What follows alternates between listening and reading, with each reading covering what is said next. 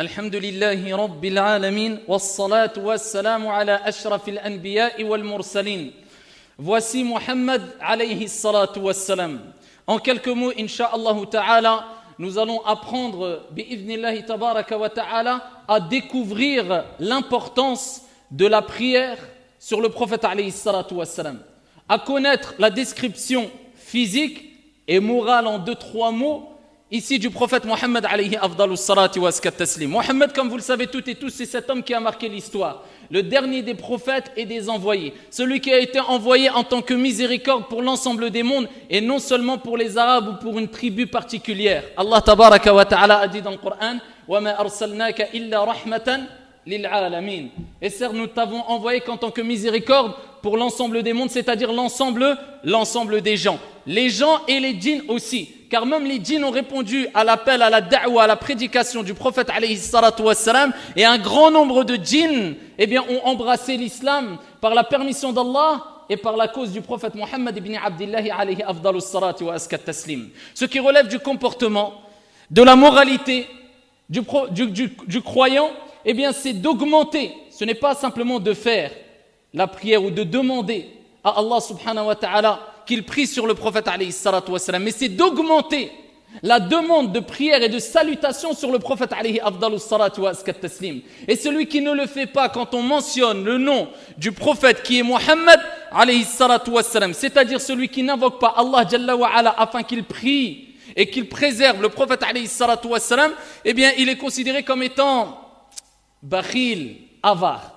La preuve de cela, le prophète alayhi salatu wassalam a dit, comme il est relaté dans les recueils authentiques: Al-bakhil man dhukirtu indahu falam yusalli alayya. L'avare, c'est celui qui, quand on mentionne mon nom, on me mentionne, c'est-à-dire le prophète alayhi salatu wassalam, il agit avec avarice, il retient une chose qu'il peut donner. Tel est l'avare. Il peut prier sur le prophète, il ne le fait pas. Le prophète il dit, c'est celui-là l'avare, celui qui quand on me mentionne, ne prie pas sur moi. Bien sûr que les savants divergent. Est-ce qu'on fait la prière sur le prophète quand on est le jour du vendredi alors que l'imam ici fait le sermon du vendredi? Et bien sûr que si à chaque fois que l'imam mentionne le prophète Mohammed alayhi salatu wassalam, on le dit à voix haute, cela pourrait poser un petit problème quelque part, parce qu'on serait peut-être perturbé ou on perturberait les gens autour de nous à force de répéter alayhi salatu wassalam. Mais c'est une divergence au sein des gens de science. Nous parlons à un moment ou à des moments où il n'y a pas de divergence. En dehors du sermon du vendredi, en dehors de ce temps où l'imam prêche et exhorte les gens, il est important à chaque fois qu'on entend le prophète Mohammed de dire alayhi salatu wassalam, ou bien sallallahu alayhi wa sallam, ou bien Allahumma salli wa sallim ala sayyidina Muhammad, ou bien ala nabiyyina Muhammad ila akhiri. Plusieurs formules, bien sûr, ici sont autorisées à partir du moment où on demande à Allah Jalla wa ala de prier sur le prophète alayhi salatu wassalam et de préserver le prophète alayhi salatu wassalam. Que veut dire alayhi salatu wassalam en 2-3 mots? Les savants ont divergé. Quand on dit alayhi salatu wassalam, il y a 2 termes: as-salah wassalam, la prière et le salut ou la préservation. As-salah inda al-jumhur, quand on parle de prière. Chez la majorité des gens de science, quand on parle de prière d'Allah tabaraka wa ta'ala en faveur d'autrui, en faveur d'une personne, en faveur d'un prophète, cela désigne la miséricorde ar-rahmah. C'est-à-dire que quand Allah jalla wa ala fait ses prières pour le prophète ou pour une personne, c'est le fait qu'Allah jalla wa ala fait miséricorde. Donc on implore à Allah tabaraka wa ta'ala, on implore notre Seigneur de faire miséricorde au prophète Mohammed alayhi salatu wassalam. Et quand on parle de as-salah min al-malaika, la prière venant des anges, quand les anges adressent leur prière, cela signifie al-istighfar, c'est-à-dire la demande de pardon. Donc al-malaika, quand ils prient sur une personne ou sur un groupe de personnes, cela consiste, ou c'est à comprendre ainsi, c'est le fait que les anges invoquent ou demandent pardon à Allah tabaraka wa ta'ala pour cette personne ou ce groupe de personnes. Et quand on parle de as-salah, des gens, de vous et de moi, quand on adresse nos prières nous-mêmes, cela désigne ad-du'a. Et ici, quand tu dis, ici, je vais faire des prières pour un tel, ou pour une personne, ou pour une tierce personne, ou pour un groupe de personnes, cela désigne je vais faire des invocations en sa faveur. Et cela, c'est chez la majorité des gens de science. D'autres savants comme Ibn al-Qayyim rahmatullahi alayhi, ou bien Abu al-Aliya et d'autres ont considéré que as-salah min Allah tabaraka wa ta'ala désigne al-thana. Fi al-mala'i al-a'la 'inda al-mala'ika. Cela désigne l'éloge dans les hautes assemblées auprès des nobles anges. Comme l'a dit Ibn al-Qayyim rahmatullahi alayhi et un autre groupe de savants, ils ont considéré que quand on dit Allahumma salli ala Muhammad, c'est comme si on disait Allahumma athni ala Muhammad alayhi salatu wassalam fil mala'il a'la 'inda al-mala'ika. C'est comme si on disait oh Allah, fais l'éloge du prophète alayhi salatu wassalam.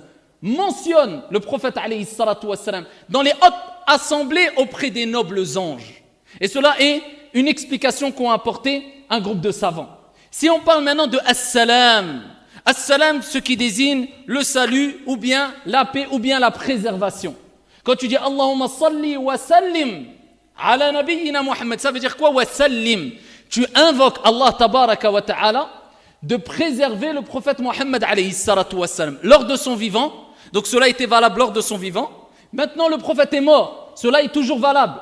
Cela concerne le prophète alayhi salatu wassalam dans sa tombe et cela concernera le prophète alayhi salatu wassalam au jour de la résurrection et cela concerne le message transmis qu'on a hérité du prophète alayhi salatu wassalam qui n'est autre que as-sunnatun nabawiyya, la sunna prophétique, la sunna du prophète alayhi salatu wassalam. Donc c'est comme si tu dis ya Allah, préserve le prophète alayhi salatu wassalam dans sa tombe, préserve-le au jour de la résurrection et préserve sa sunna, son message jusque la fin des temps.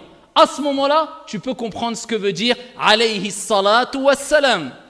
Et sachant que le prophète nous a dit d'augmenter les prières sur lui le jour du vendredi, particulièrement. Et il nous rappelle que l'avare, c'est celui qui ne dit pas alayhi salatu wassalam. Et de plus, nous savons, dans un hadith rapporté par At-Tirmidhi bi sanadin hasan, Ubay ibn Ka'b, radiyallahu ta'ala anhu wa arda, avait l'habitude de garder un wird, c'est-à-dire une partie de son temps où il invoquait Allah tabaraka wa ta'ala lors de la nuit, ou le dernier tiers de la nuit. Donc ici, comme certains ont un wird de Coran, il garde, préserve sa récitation ou sa lecture de 2 hizb par jour par exemple, ou un hizb, etc. Eh bien lui, il avait aussi l'habitude de garder un moment, 1 heure, 2 heures, où il faisait que dua. Et le prophète alayhi salatu wassalam avait recommandé ici de faire les prières sur lui, bien sûr. Et ça, c'était quelque chose de connu chez les compagnons. Et le prophète alayhi salatu wassalam, lorsqu'il a entendu Ubay ibn Ka'b l'interroger, en lui disant Ya Rasulallah, j'aime invoquer pour toi. J'aime invoquer pour toi. Et ici, quelle partie de mes invocations je dois réserver pour toi? Un tiers de mes invocations, de mon wird, peut-être 1 heure, 2 heures, pendant un tiers de ce temps, je fais la prière sur toi. Eh bien, le prophète alayhi salatu wassalam a dit in shi't, si tu veux, mais si tu rajoutes, c'est encore mieux pour toi. Il a dit an-nisf, la moitié, c'est-à-dire mes du'a, je les mets de côté, la moitié de mes du'a, la moitié je prie sur toi. Il a dit in shi't, si tu veux, mais si tu rajoutes, cela sera meilleur pour toi. Il a dit les 2 tiers, ça veut dire il me reste qu'un tiers, les 2 tiers. Il a dit in shi't, si tu rajoutes, ça sera meilleur pour toi. Il a dit à Rasulallah, Wallahi, je vais garder toute ma partie d'invocation que pour prier sur toi. Le prophète alayhi salatu wassalam a dit, à ce moment-là, Allah te débarrassera de tous tes soucis et pardonnera tous tes péchés. Alayhi salatu wassalam. Donc la récompense de prier sur le prophète alayhi salatu wassalam, elle est énorme, ahibbati fillah. Et de plus tu prieras sur le prophète alayhi salatu wassalam, plus tu prouveras que tu l'aimes, et plus il y aura sûrement des chances, si bien sûr tu mets en application sa sunna comme il se doit, d'après le temps et l'espace, bien sûr, car cela relève de la sunna, il y aura plus de chances que tu vois le prophète alayhi salatu wassalam lors de ton vivant et au jour de la résurrection, incha'Allah ta'ala, et au paradis. Allahumma amin, qu'Allah nous réunisse tous et toutes avec le prophète alayhi salatu wassalam. Eh bien, ici, ayyuhal ahibba, lors de notre vivant, il est possible de voir le prophète alayhi salatu wassalam. Il y a 2 textes rapportés par Al-Bukhari.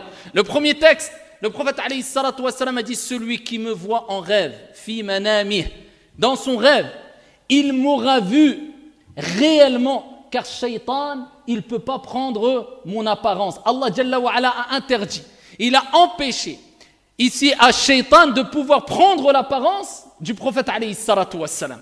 Donc celui qui le voit en rêve, il a vraiment vu le prophète alayhi salatu wassalam.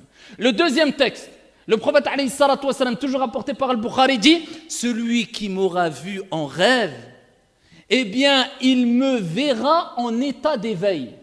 Quand il sera réveillé, il me verra. » Al-Ulama ont donné plusieurs explications. Parmi ces explications, certains savants ont dit au moment de l'gharghara, au moment de la mort. Vous savez que au moment de la mort, Shaitan ne te lâchera pas. Jusqu'au dernier instant, il est rapporté que Shaitan viendra auprès de toi et fera tout pour te convaincre à changer ou à abandonner ta religion.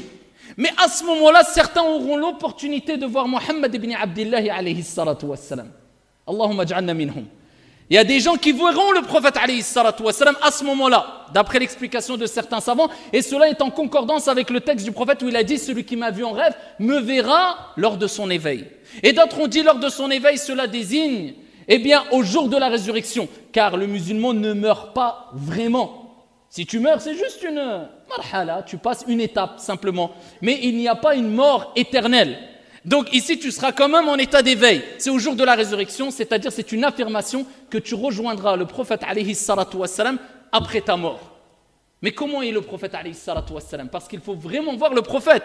Peut-être tu vas voir une personne, tu vas penser que c'est le prophète, ce n'est pas le prophète. Si tu as vu le prophète, encore faut-il savoir à quoi il ressemble le prophète alayhi salatu wassalam. En 2-3 mots, à quoi ressemble le prophète alayhi salatu wassalam? En réunissant les textes de Bukhari, Muslim, At-Tirmidhi, jugés bons ou authentiques, je vous résume. Le prophète alayhi salatu wassalam était d'une taille moyenne, ni très grand, ni petit. Il avait une taille moyenne.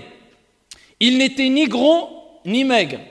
Il disait il est rapporté dans les textes que sa poitrine avait ici rejoigné, c'est-à-dire en termes de corpulence, on va dire, c'était droit. Sa poitrine et son ventre étaient formés une ligne droite.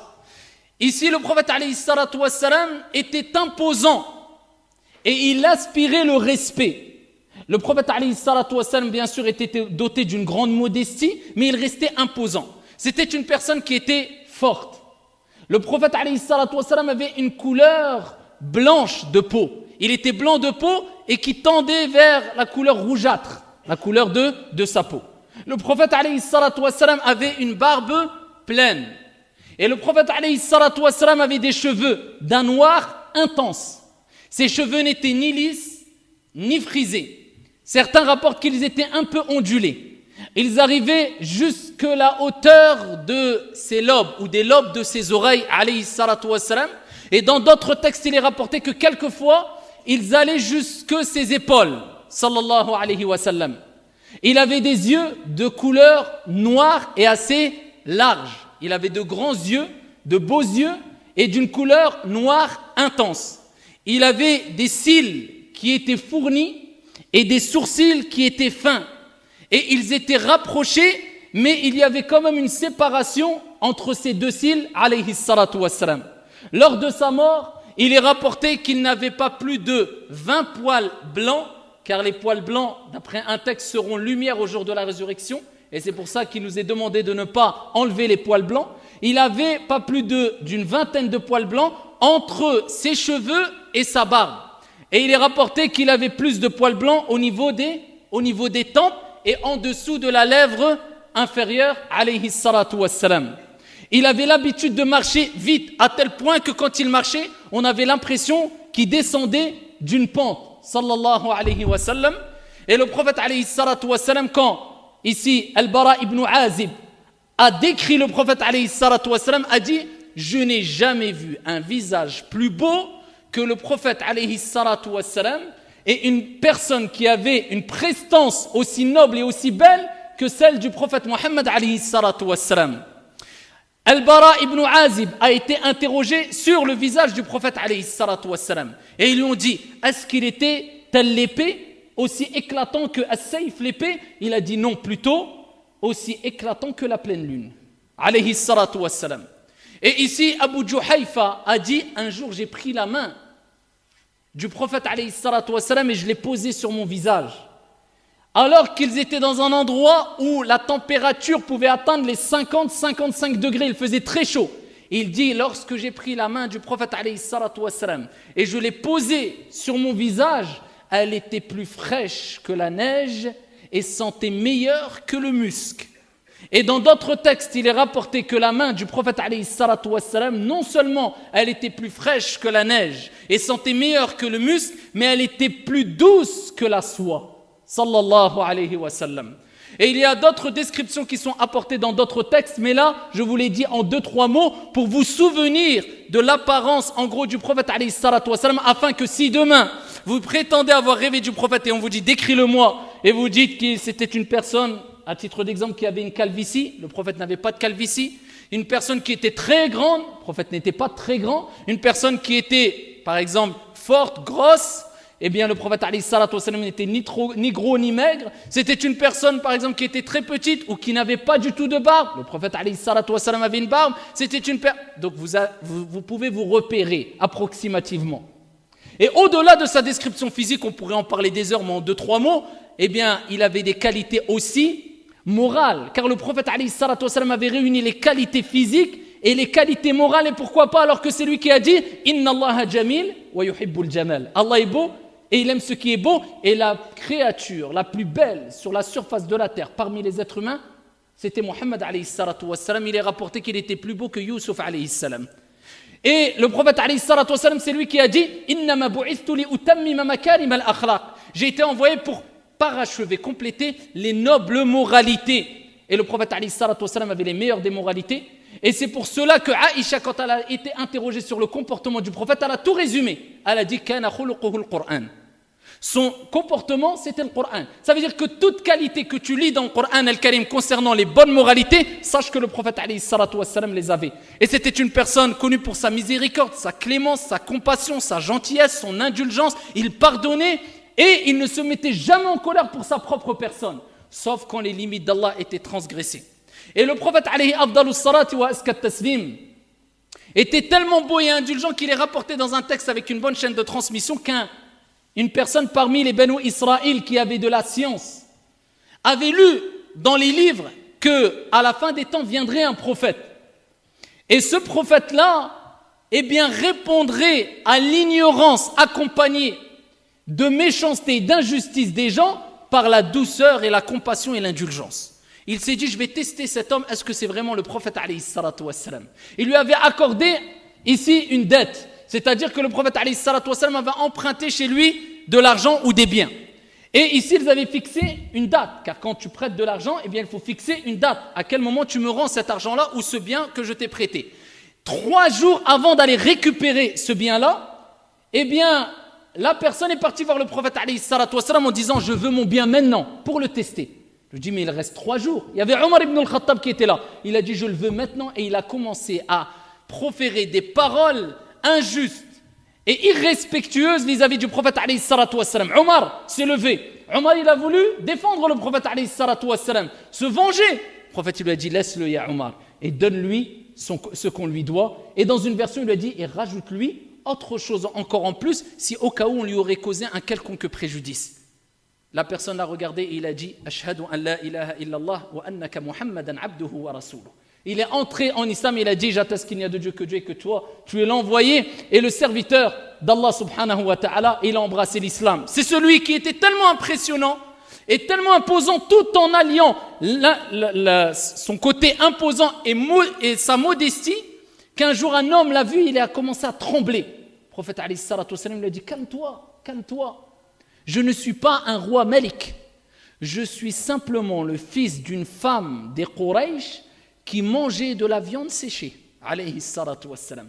Il a lié modestie et prestance, et c'est ça le comportement du musulman. Il doit ici quelque part être imposant, mais tout en étant modeste. Et si tu allies cela, tu as suivi la voie du prophète alayhi afdalus salati wa askat taslim. Donc, si quelqu'un dégage la clémence, la douceur, la miséricorde, la compassion, c'est ces mots qui nous viennent à l'esprit quand on parle du prophète alayhi salatu wassalam, qui sache qu'il est sur la sunna du prophète alayhi salatu wassalam.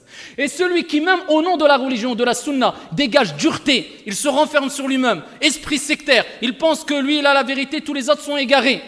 Soi-disant, lui vient de découvrir des choses que d'autres n'ont pas découvert, eh bien qu'il sache qu'il s'oppose à la sunna du prophète alayhi salatu wassalam, et celui-là est sûrement un innovateur qu'Allah Jalla wa Ala nous en préserve. Et pour terminer, je tiens à rappeler, ahibbati fillah, que les traits caractéristiques physiques du prophète alayhi salatu wassalam ou pour la plupart relèvent de la sunna qui est considérée adiya ou bien jibilliya, d'habitude. Ça ne veut pas dire, comme il est relaté dans un texte authentique, un compagnon a dit, j'ai vu le prophète alayhi salatu wassalam avec une tunique rouge. Je n'ai jamais vu de tunique plus belle que cette tunique sur le prophète alayhi salatu wassalam, que nous on va dire c'est une sunna obligatoire de mettre une tunique rouge. Le prophète avait l'imama. Est-ce que nous on va sortir ici et on va mettre l'imama? Le prophète s'habillait selon le contexte, selon l'espace et le temps.